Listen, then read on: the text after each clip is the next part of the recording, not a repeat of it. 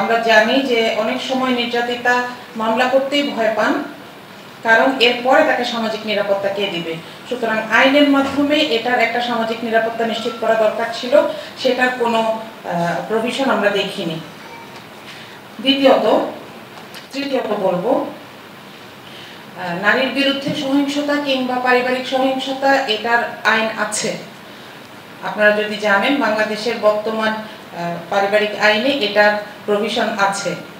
Marital rape নামে একটি নতুন এবং মুখরোচক শব্দকে ইন্ট্রোডিউস না করিয়ে এটাকে সেখানেই রেকমেন্ড করা যেত, এবং এটার মাধ্যমে, এই সুপারিশের মাধ্যমে আমরা নতুন কোনো আইন প্রণয়ন ছাড়াই যারা নারীর উপর এমন অত্যাচার করে যে এখানে তার কোনো মেডিকেল ড্যামেজ হয়, তার কোনো ফিজিওলজিক্যাল ড্যামেজ হয়, সেটার শাস্তির বিধান করতে পারতাম। কিন্তু সেটা না করে এখানে খুব হাস্যকরভাবে একটি আইনকে উপস্থাপন করা হয়েছে, যেটি আইন হলে এটার কোনো আইনি বাস্তবতা থাকবে না, কারণ এখানে কোনো সাক্ষী থাকবে না।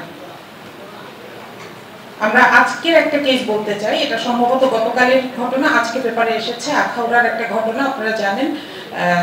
হাজবেন্ডের বয়স ছিল 28, ওয়াইফের বয়স 18, এবং হাজবেন্ড খুব তার চাহিদা বেশি থাকার কারণে ওয়াইফ তাকে দোকান থেকে ঘুমের ওষুধ এনে অজ্ঞান করে ফেলে, এবং এরপরে হাজবেন্ড মারা গেছে। খুব সম্ভবত শেষ খবর পাওয়া পর্যন্ত হাজবেন্ড খুব মুমূর্ষ অবস্থায় আছে অথবা মারা গেছে। তো এই ধরনের ঘটনা যখন আমরা, ভীতি যখন মানুষের মনে জাগাতে থাকবো, তখন আমাদেরকে এই ধরনের পারিবারিক সহিংসতাকে আরো বেশি বেশি সাক্ষী হতে হবে। এ ব্যাপারে আমাদের প্রতিবেদনে কোনো ধরনের সুপারিশ আসার দরকার ছিল, যেটা আসেনি। এরপর আমি একটু বিস্তারিত যাব একটা বিষয়, সেটা হচ্ছে যে এই প্রতিবেদনে হিন্দু পারিবারিক আইনকে একেবারে অস্বীকার করা হয়েছে, যেটাকে অভিন্ন পারিবারিক আইনের মাধ্যমে সমাধান করার চেষ্টা করা হয়েছে। কিন্তু আমরা জানি যে হিন্দু পারিবারিক আইনের কিছু স্পেসিফিক জায়গা আছে যেগুলোকে অভিন্ন পারিবারিক আইন দিয়ে স্পর্শ করা যায় না। আমি একটু উদাহরণ দিচ্ছি। 1955 সালে যে হিন্দু বিবাহ ল ছিল, সেটা 2012 সালে কারেকশন হয়, কিন্তু এখানে কারেকশনের পরেও এখনকার অবস্থাটা এরকম, আইনই বলে দিচ্ছে যে রেজিস্ট্রি করার জন্য তারা বাধ্য নয়, এবং এ কারণে হিন্দু বিয়েতে কোনো রেজিস্ট্রেশন হয় না। এমনকি হিন্দু নারী কোনো ডিভোর্স দেওয়ার কোনো অধিকার থাকে না, এবং যেহেতু রেজিস্ট্রেশন হয় না, সুতরাং কোনো পারিবারিক সহিংসতার শিকার হলে কোনো হিন্দু নারী কখনো মামলা করতে পারবেন না। এর সাথে যৌতুক নিয়ে যে মামলাগুলো আছে, সেগুলোতেও খুব সচেতনভাবে হিন্দু নারীকে এড়িয়ে যাওয়া হয়েছে। আমরা জোরদার দাবি জানাচ্ছি যে অভিন্ন পারিবারিক ল না করে হিন্দু নারীর জন্য এই তার নিরাপত্তা, সামাজিক নিরাপত্তা, আর্থিক নিরাপত্তার জন্য এই আইনগুলোকে সংশোধন করা হোক। এরপর যে বিষয়টা নিয়ে কথা বলতে চাই, সেটা হচ্ছে সম্পত্তিতে হিন্দু নারীর অধিকার নিয়ে। আমরা জানি 1937 সালের যে লটা আছে, সেটা অনুযায়ী একজন বিধবা তার ছেলের সমান সম্পত্তি পাবেন, কিন্তু তিনি মারা গেলে আবার এই সম্পত্তি ছেলের কাছে চলে যাবে, এবং যদি কারো কন্যা সন্তান থাকে, সে পিতার সম্পত্তি পাবে না। কিন্তু তার যদি ছেলে থাকে, অর্থাৎ যিনি মারা গিয়েছেন তার যদি নাতি থাকে মেয়ের ঘরে, তাহলে সেই মেয়ে আবার সম্পত্তি পাবে।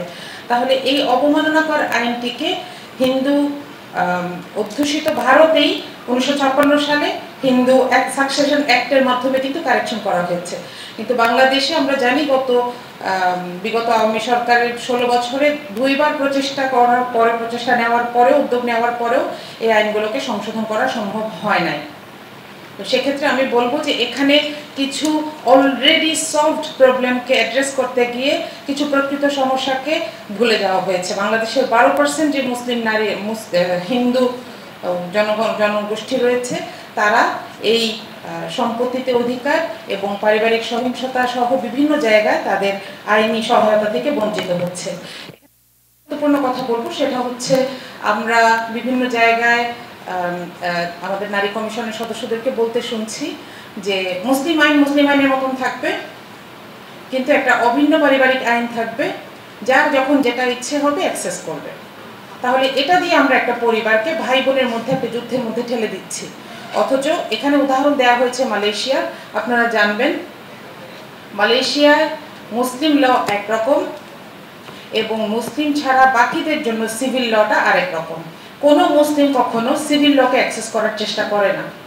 কিন্তু আমরা দেখি যে বাংলাদেশে যেহেতু এটাকে বলা হচ্ছে যে যে চাইবে সে অ্যাক্সেস করতে পারবে, তাহলে এক ফ্যামিলিতে এক বোন যখন মামলা করবেন যে সে 50% সম্পত্তি চায় এবং তার ভাই তার সাথে একমত হবেন না, তাহলে আমরা একটা সমাধানের অযোগ্য বিরোধের দিকে আমাদের পরিবারগুলোকে ঠেলে দিচ্ছি। আমরা মালয়েশিয়াকে অনুসরণ করার কথা বলছি, কিন্তু আমরা মালয়েশিয়ার অবস্থাটাকে বোঝার চেষ্টা করছি না। সেখানে মুসলিমরা কখনো সেই আইনটাকে অ্যাক্সেস করার চেষ্টা করে না, তাদেরকে অবশ্যই মুসলিম ল অনুযায়ী তাদের সম্পত্তিকে ভাগ করতে হয়। চতুর্থত বলবো, পতিতা এবং হিজড়াদেরকে সামাজিকভাবে পুনর্বাসনের এবং রাষ্ট্রীয়ভাবে দায়িত্ব নেওয়ার কোনো সুপারিশ করা হয়নি, বরং এখানে খুব হাস্যকর একটা কথা বলা হচ্ছে। আপনারা এর আলোচনাটা আগে শুনেছেন। এটার ব্যাপারে আমাদের প্রশ্ন করা দরকার ছিল, কয়জন পতিতা তাদের এই অবস্থা নিয়েই বহন করে নিয়ে চলে যেতে চায়। কারণ আমরা জানি, ওরাও জানে যে তাদের বয়স যখন 30-35 পার হয়ে যায় তখন তারা আর এই পেশায় থাকতে পারে না, তাদেরকে বাধ্য হয়ে অপরের গলগ্রহ হয়ে বাঁচতে হয়, অথবা তাকে নতুন একটা সেন্টার করে দেওয়া হয়, সেখানে আরো কিছু কম বয়সী মেয়ে সে মুরব্বী হয়। হ্যাঁ, তো এই অস্বাস্থ্যকর ব্যবস্থাটাকে থেকে নারীকে বের করে আনা এবং তাকে পুনর্বাসনের কোনো সুপারিশ আমরা এখানে দেখি না, বরং ম্যারিটাল রেপ নামে অথবা তাদেরকে পেশা হিসেবে স্বীকৃতি দেওয়ার কথা বলে নারীর এই নারীত্বকে, অসহায়তাকে কটাক্ষ করা হয়েছে। এরপর সবশেষে আমি একটা কথা বলতে চাই, সেটা হচ্ছে যে প্রকৃতপক্ষে ভরণ পোষণের যে দায়িত্ব পুরুষকে দেওয়া হয়েছে সেটা নারীর প্রতি অবহেলা নয়। আমি জানি, আমি যদি জিজ্ঞেস করি আপনারা সবাই এখানে আমার সাথে একমত হবেন যে নারীকে যখন বলা হয় যে she will be taken care of by a man, এটার মানে নারীর কোনো অযোগ্যতাকে তুলে ধরা হচ্ছে না, বরং একটা নারী তার 12 বছর বয়স থেকে সন্তান ধারণের জন্য তৈরি হতে থাকে এবং একজন প্রসূতি মা সন্তান জন্মদানের আগে এবং পরের দীর্ঘ সময় ধরে তাকে নিজের টেক কেয়ার এবং বাচ্চা টেক কেয়ার করতে হয়। সেই সময়টাতে তার সামাজিক সুরক্ষার জন্য এই দায়িত্ব পুরুষকে দেওয়া হয়েছে। এখন আমরা যদি এই দায়িত্বটাকে ভুলে যাই এবং এই দায়িত্বকে নারীর অধিকার বলে মনে করতে থাকি, তাহলে আমরা যে সামাজিক ইমব্যালেন্স তৈরি করব সেটার আসলে কোনো সমাধান নাই। আমি এই প্রসঙ্গ শেষ করার আগে একটা গল্প বলতে চাই। 1955 সালের লন্ডন শহরের কথা বলি। তখন লন্ডনে কিছু কনভেন্ট ছিল এবং ছোট ছোট নার্সিং হোম ছিল। এখন সেই সেবাটা আরো অনেক বেশি বেড়েছে, আপনারা জানেন ডিজিটালাইজ হয়ে গেছে। আমরা যদি চিন্তা করি যে 1955 সালে লন্ডন শহরের এই ফ্যাসিলিটি বাংলাদেশের রাজধানীতে বসে আমরা পাচ্ছি কিনা। একজন মহিলা তার যখন সন্তান আসার কথাটি টের পেতেন, তিনি গিয়ে এই নার্সিং হোমে রেজিস্ট্রেশন করতেন এবং তাকে বলতে হতো যে তিনি এটি বাচ্চাকে বাসায় ডেলিভারি করতে চান কিনা। যদি চান তাহলে তার সময় মতো ফোন করলে একজন ডেলিভারি গার্ল, যেটাকে আমরা বলি মিডওয়াইফ, তিনি বাসায় আসতেন এবং প্রশিক্ষিত, সরকার থেকে দেওয়া তার একটা বক্স ছিল, তার সমস্ত উপকরণ সহ বাসায় আসতেন এবং বাসায় ডেলিভারি করতেন। বাচ্চার সুস্বাস্থ্য নিশ্চিত করার পরে সেই নার্স কিংবা নান ফেরত যেতেন। এটি একটি ধর্মীয় কাজের অংশ ছিল। আমরা কি আজকে 2025-এর ঢাকা শহরে এই ফ্যাসিলিটি কল্পনা করতে পারি? তাহলে এই বেসিক জায়গাগুলোকে বাদ দিয়ে আমরা যখন পাশ্চাত্য থেকে শুধু চকচকে জিনিসগুলো আমদানি করতে চাই, তাহলে আমাদেরকে পাশ্চাত্যের ভঙ্গুর পারিবারিক ব্যবস্থার মুখোমুখি হতে হবে, আল্লাহ না করুন।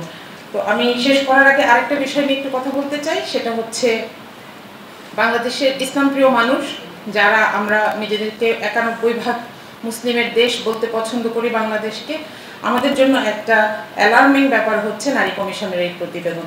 আমাদেরকে বুঝতে হবে যে আমরা যখন জুলুম করি, আমরা যখন কোরআনের দেয়া হকগুলোকে নিয়ে আমরা নিজেরাই সচেতন না হই, আমাদের আলেমরা সচেতন না হন এবং আমরা মহিলারা নিজেদেরকে শিক্ষিত না করি, কোরআন আমাদেরকে যে অধিকারগুলো দিয়েছে সেগুলো নিয়ে কথা না বলি, সেই জুলুমের ক্ষতগুলা দিয়েই আমাদের মধ্যে অপসংস্কৃতি প্রবেশ করে। আমাদের নারীরা আজকে ভুলে যাচ্ছেন ইসলাম তাদেরকে কি অধিকার দিয়েছে। আমাদের নারীরা আজকে অভিন্ন পারিবারিক আইনের নামে আমাদেরকে অধিকার আদায় করে দেওয়ার কথা বলছেন।